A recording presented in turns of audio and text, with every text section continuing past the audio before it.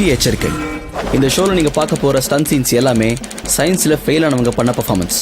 ஒருவேளை நீங்க பாஸ் ஆயிருந்தா கூட தயவு செஞ்சு இதை எங்கேயுமே ட்ரை பண்ணாதீங்க. ஹலோ ஃப்ரெண்ட்ஸ், நான் தான் உங்களோட ஹோஸ்ட் மனிஷ் பால். உங்க எல்லாரையும் இந்த பிராண்ட் நியூ ஷோவுக்கு நான் வரவேற்கிறேன். Science of stupid. இந்த காலத்துல இந்த ஐங்கிற வார்த்தைக்கு நிறைய மரியாதை இருக்கு.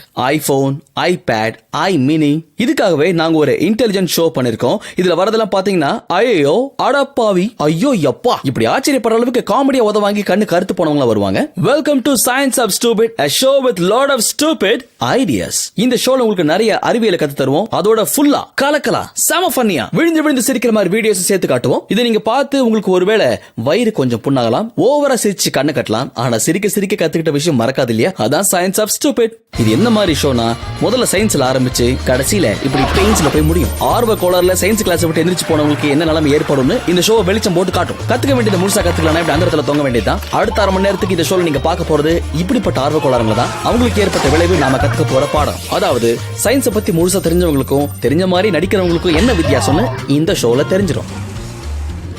சயின்ஸை பத்தி நீங்க புக்ல படிச்சிருக்கலாம், ஆனா என்னைக்காவது அதை நீங்க ட்ரை பண்ணி பார்த்திருக்கீங்களா? உதாரணத்துக்கு டார்க். இப்போ நம்ம பார்க்க போறது கன்சர்வேஷன் ஆஃப் ஆங்குலர் மொமெண்டம். சயின்ஸை நம்ம விளையாட்டா படிக்கலாம், ஆனா சயின்ஸ் கிட்ட எப்பவும் விளையாடக்கூடாது. ஏன்னா ரிசல்ட் நம்ம கிடைக்க போற பர்சனல் கிஃப்டா தான் இருக்கும். சோ லேடிஸ் அண்ட் ஜென்டில்மேன், இந்த ஷோல நீங்க சயின்ஸோட மகிமையை என்னோட சேர்ந்து என்ஜாய் பண்ணி பார்க்க போறீங்க. செய்யக்கூடாத விஷயத்தை எப்படி செய்யாம இருக்கிறதுன்னு கத்துக்கலாம். உதாரணத்துக்கு இந்த அலையோட அழகுல எவ்வளவு ஆபத்து இருக்குன்னு பாருங்க. இந்த அழகுக்கு பின்னாடி வந்த அலை ஆபத்தை அழைச்சிட்டு வந்த விஷயம் அந்த பொண்ணுக்கு பாவம் தெரியாம போச்சு. இதுக்கு பின்னாடி கூட சயின்ஸ் இருக்குங்க. இதையெல்லாம் தேடி எடுத்து உங்களுக்கு ஒரு ஷோவா காட்டுறதுதான் சயின்ஸ் ஆஃப் ஸ்டூபிட். ஊரை கூட்டி வித்த காட்டுறது பெரிய விஷயம் இல்ல, கூப்பிட்டோன்னு எல்லாரும் வந்துருவாங்க. ஆனா வித்த காட்டுற எல்லா இடத்துலயும் மெத்த இருக்காது. ஸ்டைலா பைக்கை ஓட்டி வீலிங் பண்ணி காட்டலாம், ஆனா ஷோவை பாக்குறவங்க மூஞ்சிலே வீல கொண்டு வந்து காட்டக்கூடாது. துப்பாக்கியால சுட்டு ஒரு மலையை குலைக்கலாம், ஆனா ஒரு மலையை துப்பாக்கியால சுட்டதை பாத்துருக்கீங்களா? இது சும்மா ஃபர்ஸ்ட் ரவுண்ட் தான். பீரங்கி பின்னாடி வருது.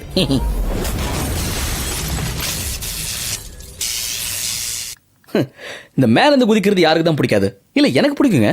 நான் சூப்பரா குதிப்பேன். எல்லாரும் குதிக்கிறாங்க, நானும் குதிக்கிறேன்னு சொல்லி குதிச்சு மண்டையில இருக்க ஸ்க்ரூ கண்டிடுச்சுன்னா அனாவசியமா குடும்பத்தோட டாக்டர் வீட்டுல போய் குதிக்க வேண்டியிருக்கும். அது எதுக்கு நமக்கு? வேணாம்ல. வீடியோ பாருங்க. பனிக்காலம் ஆரம்பிச்ச உடனே இந்த மனுஷனுக்கு என்ன தோணுச்சுன்னு தெரியல, திடீர்னு மங்கி கேப் போட்டு வந்து கபால்னு மேல ஏறி டபுள் பேக் ஃபிளிப் அடிச்சிட்டாரு. யாருக்கிட்ட பெட்டு கட்டினாரோ? கண்ணா, பேக் ஃபிளிப்லயும் சயின்ஸ் இருக்கு கண்ணா. இதோ வெள்ளை டிஷர்ட் நம்பி கருப்பு டிஷர்ட் பேக் ஃபிளிப் அடிச்சுலாம் நம்பிக்கையோட வந்திருக்காரு. குழந்தை நல்லா புடிச்சுக்கோங்க சார். மூக்கு இன்னும் ஜாப்பையாச்சு. ஒருவேளை இவன் நம்ம கேர்ள் ஃப்ரெண்டோட பழைய பாய் ஃப்ரெண்டா இருப்பானோ? பழி வாங்கிட்டியடா. நாம ஒரு விஷயத்தை கத்துக்கிறது பெரிய விஷயம் இல்ல, ஆனா விஷயம் தெரிஞ்சவங்க கிட்ட கத்துக்கிறது தான் பெருசு.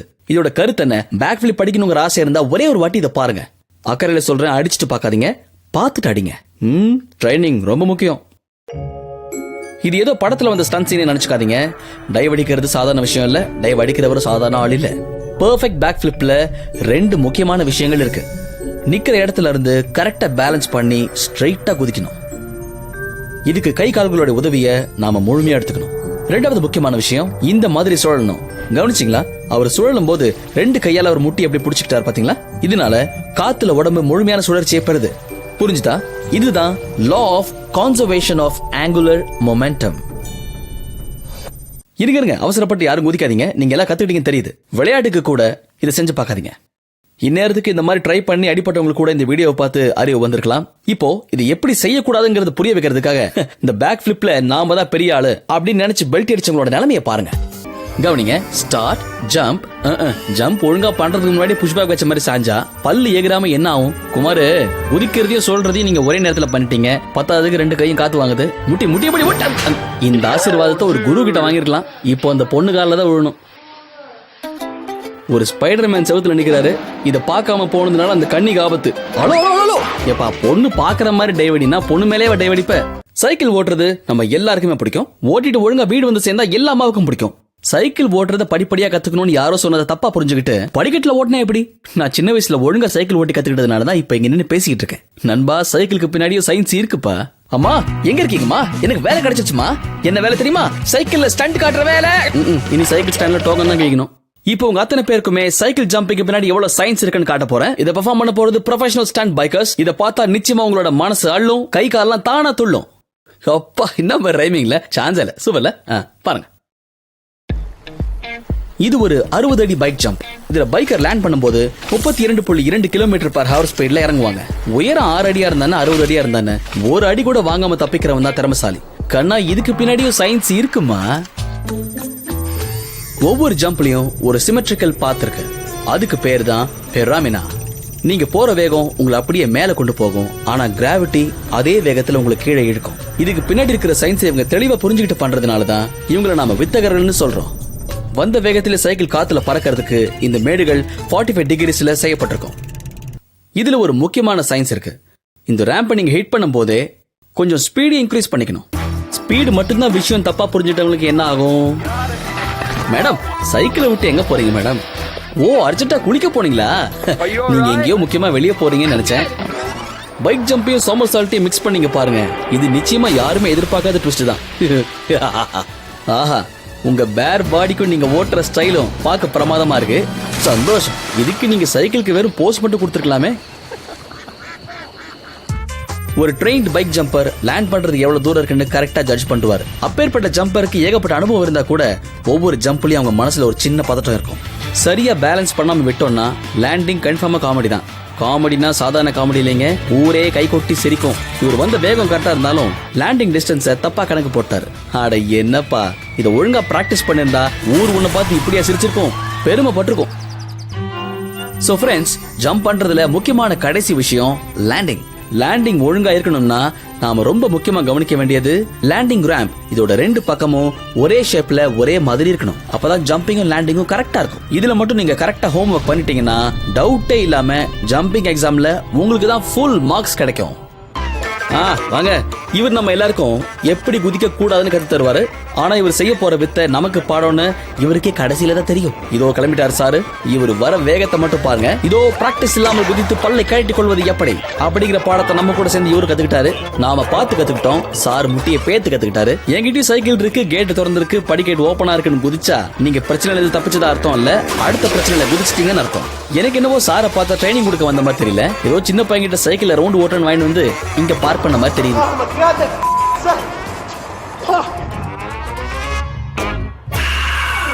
மனசுக்கு பிடிச்ச விஷயம் நடந்தா எல்லாரும் சந்தோஷத்துல துள்ளி குதிப்பாங்கன்னு கேள்விப்பட்டிருக்கோம். ஆனா இவருக்கு என்ன செய்தி வந்து தெரியல, வந்ததுல இருந்து துள்ளிட்டு இருக்காரு. விளைவு தெரியாம குதிச்சா என்ன ஆகும்னு விளம்பர இடைவெளிக்கு அப்புறம் பாப்போம். சாரிப்பா, சட்டை போடாம வித்த காட்டுறவங்களுக்கு விளம்பரம் இல்லையா? அதை பத்தி உனக்கு என்ன பிரச்சனை? ஒருவேளை இருக்கு கல்யாணம் நிச்சயம் ஆயிடுச்சு போல இருக்கு, அதுக்காக தான். ஆமா, கல்யாணத்தை பத்தி முழுசா தெரியாதவங்க ஆரம்பத்தில் இப்படி குதிக்கிறது இயற்கை தானே. ஆனா ஒரு முக்கியமான விஷயம், இதை வாங்கி கொடுத்திருக்கிறது இவருடைய பழைய கேர்ள் ஃபிரெண்ட். இதுல ஏதோ ஒரு உள்குத்து இருக்கு. அண்ணே, உங்க கல்யாணம் நிச்சயமா? நிச்சயத்தோட கேன்சல். நீங்க யாராவது பவர் லிஃப்டிங் பண்ணிருக்கீங்களா?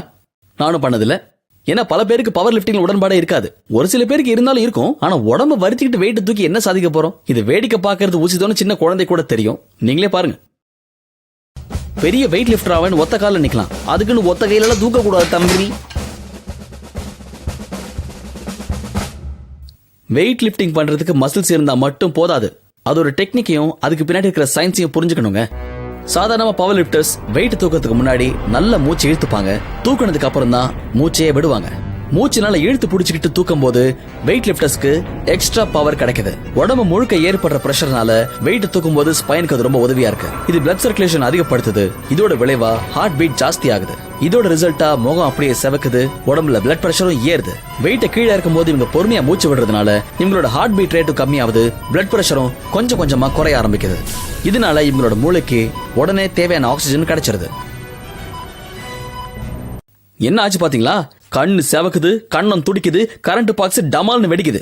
நீங்க வேணும்னு அர்னால்ட் ஷ்வார்ஸ்நெகரை மனசுல உருவேத்திக்கிட்டு உடம்ப வேற மாதிரி ஏத்தலாம் நினைக்கலாம். ஆனா இது சயின்ஸுக்கு ஒத்து வருதான்னு யோசிங்க. ஏன்னா நம்ம சயின்ஸை ஏமாத்த முடியாது. ஜிம்முக்கு போக ஆரம்பிச்ச கொஞ்ச நாள்லயே நாமளும் ஒரு பவர் லிஃப்டர் தான் அப்படிங்கிற ஒரு எண்ணம் மனசுல எழும். இவரை யாரோ தூண்டி விட்டு தூக்க விட்டுருக்காங்க போல இருக்கு.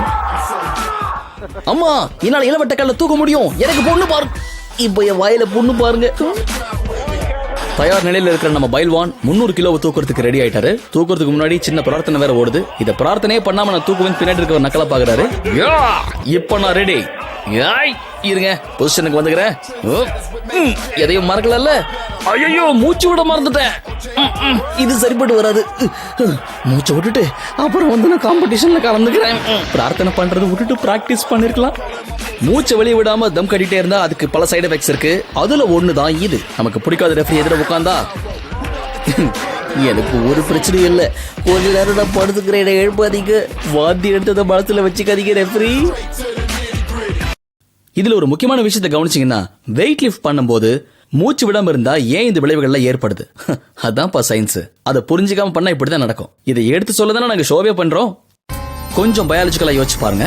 வெயிட்டை தூக்கும் போது உங்க ஹார்ட்ல மட்டும் இல்ல, வயத்திலையும் பிரஷர் அதிகமாகுது. வயிற்றுல எந்த மசில்ஸும் இல்லாதனால இந்த பிரஷரை வயிறால தாங்க முடியாது. இப்படி வெயிட்டை தூக்கி நிற்கும் போது வயிற்றுல பிரஷர் ஜாஸ்தி ஆயிட்டே போகுது. இதோட விளைவா வயிற்றுல இருக்கிற உணவுப் பொருட்கள்லாம் உடனடியா வாய் வழியா வெளியேறிடுது. அந்த நேரத்துல உங்க எதிரியா இருந்தாலும் சரி, ரெஃப்ரியா இருந்தாலும் சரி.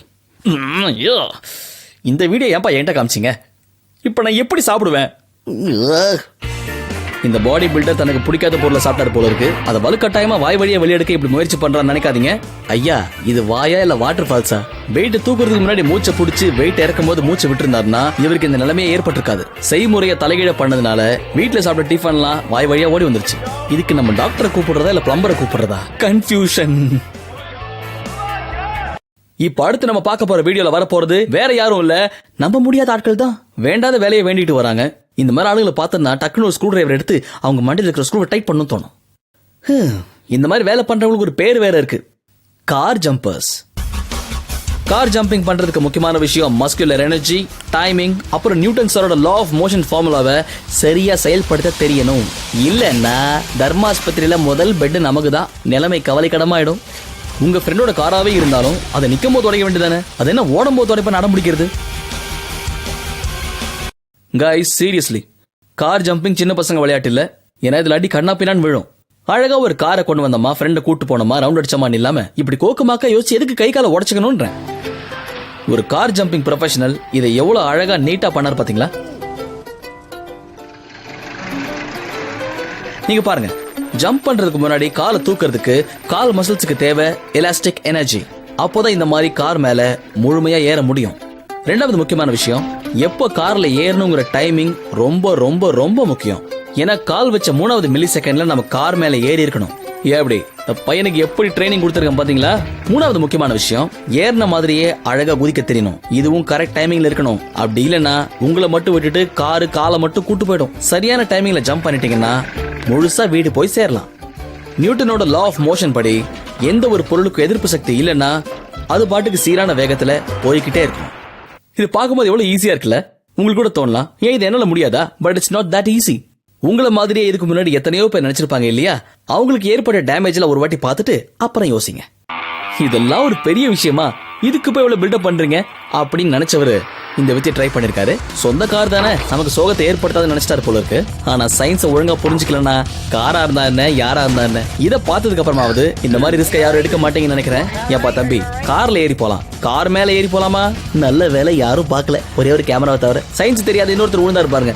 இதோ இந்த ஸ்டண்ட்டை பேண்ட் விளம்பரது கூட யாரும் எடுத்துக்காதீங்க. அடடா, மறுபடியும் இன்னொருத்தரா? கேர்ள்ஸ் முன்னாடி கெத்து காட்டலாம்னு சொல்லிட்டு எதுக்கு இப்படி வெத்தாவானே? இவர் காட்ட போற சீனை வேடிக்கை பார்க்க வந்த பாவத்துக்கு கூட வந்தவரையும் தூக்கிட்டு போச்சு காரு. விண்ட்ஷீல்டே நொறுங்கி போச்சு. அப்ப ஒரு மண்டை. இப்ப புரியுதா இந்த ஜம்பிங் நான் எதுக்கு வேண்டான்னு சொல்றோன்னு? ப்ளீஸ் இதெல்லாம் ட்ரை பண்ணாம இருங்க. அழகா லட்சணமா இருக்கிற மூஞ்சிய எதுக்காக தார்ல வச்சு தேய்க்கணும்னு ஆசைப்படுறீங்க? பல்லு போச்சுன்னா பார்க்க சகிக்குமா? இந்த வெடிகுண்டு, கன்ஸ், துப்பாக்கி, தோட்டா இதெல்லாம் ரொம்ப ஆபத்தான விஷயம். சில நேரங்கள்ல குண்டடி வாங்கினவங்களை விட துப்பாக்கியில சுட்டவங்களுக்கு செம்மாட்டி விழுந்திருக்கு. ஏன்னா துப்பாக்கியில சுடும் போது ஒரு ஜர்க் ஏற்படும். அதுக்கு பேர் தான் ரீகாயில். அந்த காயில பத்தி தெரியாதவங்க துப்பாக்கி எடுத்து சுட்டாங்கன்னா மூஞ்சி பாயில் தான். இதோ இந்த கமாண்டோஸ் மாதிரி. இவங்க வாழ்க்கையில முதல் முறையா கண்ணை ஹேண்டில் பண்றாங்கன்னு பார்த்தாலே தெரியுது. ரீகாயில் எப்படி மெஷர் பண்றாங்கன்னா, 1 பவுண்ட் அதாவது 450 கிராம் வெயிட்ட ஒரு அடிக்கு நகர்த்தக்கூடிய சக்தி ரீகாயில்ல உருவாகும். இந்த ஹெவி கேலிபர் ஆட்டோமேட்டிக் கன் ஒவ்வொரு ஷாட்லயும் 25 பவுண்ட் ரீகாயில உருவாக்குது. ஷார்ட் கன்ல இதோட சக்தி 2 மடங்கு அதிகரிக்குது. அவசரப்பட்டு சுட்டதுல குண்டடி பட்டுருச்சு, கண்ணுக்கு ஏதாவது ஆச்சா? இப்ப புரிஞ்சுதா உங்களுக்கு? இந்த துப்பாக்கி விஷயம்னு வரும்போது குண்டடி பண்றவங்கள மாதிரியே கன்னை ஹேண்டில் பண்றவங்களுக்கு ஏகப்பட்ட பிரச்சனை வருங்கிறதா பாயிண்ட். அதுலயும் ஸ்பெஷலா சத்து இல்லாதவங்க கன்னை தூக்கிட்டு சுட நின்னாங்கன்னா அன்றைய காமெடி அவங்க தான். அதை யாரும் தடுக்க முடியாது. நான் சொல்றது புரிஞ்சுக்கிட்டீங்கன்னா உங்களுக்கு நல்லது. அப்புறம் சிரிச்சுக்கிட்டே சிந்திக்க செஞ்சீங்கன்னா நல்லது. இந்த பேரல் கன்ல சுடும்போது அந்த ஷாட் 900 மைல்ஸ் பர் ஹவர்ல வெளியேறும். அந்த ஷாட்டோட இம்பாக்ட் ஷூட்டரோட தோல் பட்டைய தாக்கும். அதை தாங்கிறதுக்கு நாம தயாரா இருக்கணும். இதுதான் நியூட்டன் சாரோட 3வது விதியான லா ஆஃப் மோஷனுக்கு சரியான எடுத்துக்காட்டு. ஒவ்வொரு செயலுக்கும் அதுக்கு இணையான எதிர்வினை இருக்கும். சோ ரீகாயிலால தள்ளப்படாம இருக்கிறதுக்கு ஷூட்டர் ஒரு சரியான பொசிஷன்ல தன்னை நிறுத்திக்கணும். சுடும்போது கொஞ்சம் முன்பக்கமா உடம்பு சாட்சி நிக்கணும். அப்போதான் ரீகாயில் ஆகும்போது ஷூட்டர் நில குழஞ்சு விழாம இருப்பாரு. ஷூட்டர் தன்னோட பாதுகாப்புக்காக தான் துப்பாக்கியில இறுக்கமா பிடிச்சுக்கிட்டு ஷோல்டர் கிட்ட வச்சுக்கிறாரு. அப்போதான் நினைச்ச மாதிரி சுட முடியும். கேட்கறதுக்கும் பாக்குறதுக்கும் எவ்வளவு வித்தியாசம் இருக்குல்ல. ஆனா சில மேதாவிங்க இது ரொம்ப சாதாரணமா பண்ணிலாம் நினைக்கிறாங்க. ஏன்னா இது அவங்களுக்கு ஈஸின்னு ஒரு நினைப்பு. இப்படி நினைக்கிறவங்களோட தலையெழுத்தை மாத்துறது ரொம்ப கஷ்டம். இவருக்கு படிச்சு சொன்னேன், துப்பாக்கிய கையால சுடுங்க, மூக்கால சுடாதீங்க. இந்த 12 gauge shotgun 50 feet pound of எனர்ஜியை கிரியேட் பண்ணக்கூடியது.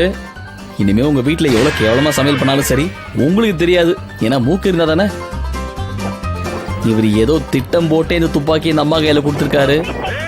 பாத்தீங்களா, நிக்க வச்சு நைஸா பின்னாடி போயிட்டாரு.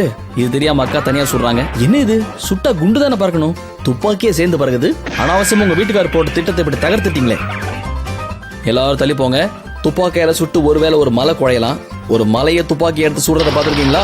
ஒரிஜினல் துப்பாக்கி தீபாவளி துப்பாக்கி மாதிரி சுடுறாரு பாருங்க. நண்பர்களே இங்க பாருங்க, இப்ப நமக்காக இவரு சென்டர் ரைஃபிள் கன் எடுத்து சுடுறதுக்காக காத்திருக்காரு. இந்த குன்னோட சைஸ் 1 இன்ச் இருக்கும். பெரிய ரைஃபிள்ங்கிறதுனால அடியும் பலமா தான் விழும். அதனால அவங்கள தயார் பண்ணிக்கிறாங்க. இவருக்கு நேரம் நல்லா இருக்கு போல இருக்கு. அவரு தான் சுட்டாருன்னு அவருக்கே சந்தேகம் வந்துருச்சு. முக்கியமான விஷயம், ரீகாயில தப்பிக்கணும்னா கொஞ்சம் முன்பக்கமா சாஞ்ச மாதிரி உட்காரணும். இதோட ரீகாயில் பவர் 227 பவுண்ட்ஸ். ஒரு பவர்ஃபுல் ஷார்ட் கன்னை விட 5 மடங்கு சக்தி வாய்ந்தது. பரவாயில்லையே. இதுல 3வது முக்கியமான ரோல், சுடும்போது துப்பாக்கி உங்களோட தோள்பட்டைக்கு நெருக்கமாக தான் இருக்கணும்.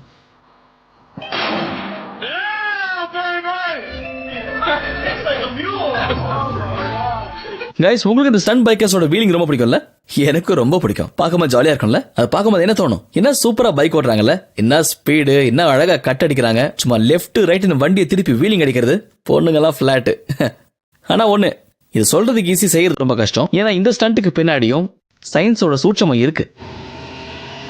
இவர் சயின்ஸை புரிஞ்சுக்காத அவுட்ஸ்டாண்டிங் ஸ்டூடெண்ட் நினைக்கிறேன். இப்படி இருந்தா எப்பவும் கிளாஸுக்கு வெளியே தான் உட்காருவாரு.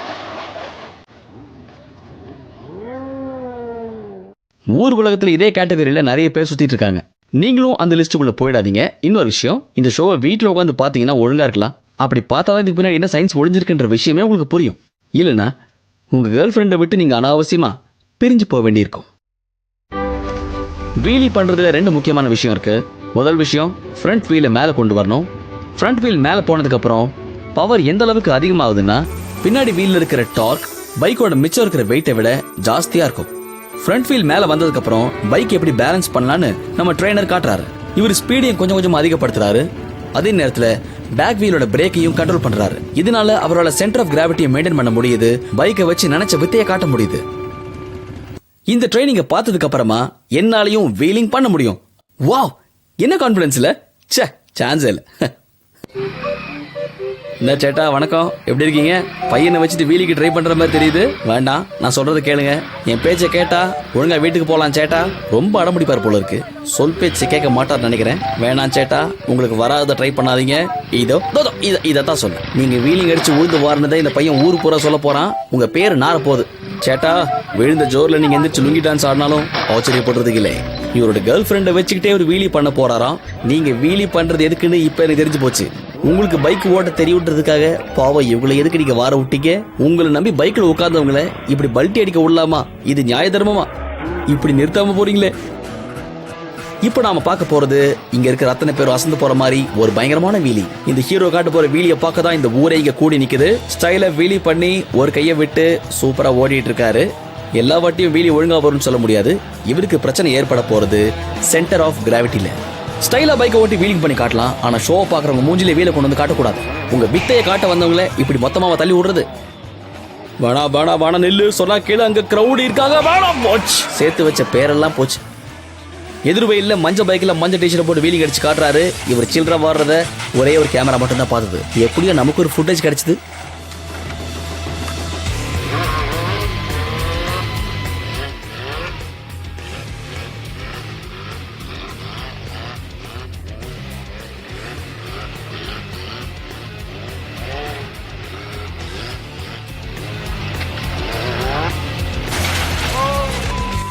வாங்க வாங்க, நம்ம சாம்பியன் எங்க தப்பு பண்ணாருன்னு இப்ப நம்ம பார்க்கலாம்.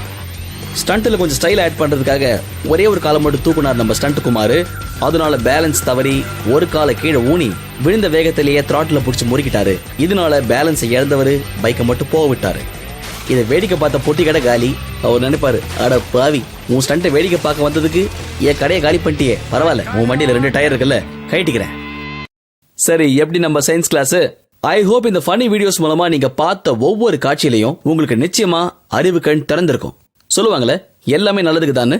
நீங்க பார்த்த ஒவ்வொரு வீடியோ கிளிப்பிங்லயும் நிச்சயமா நீங்க நல்லது கத்துட்டு இருந்திருப்பீங்க. Now don't get inspired by these videos and do not try this at home or anywhere else. See you next time.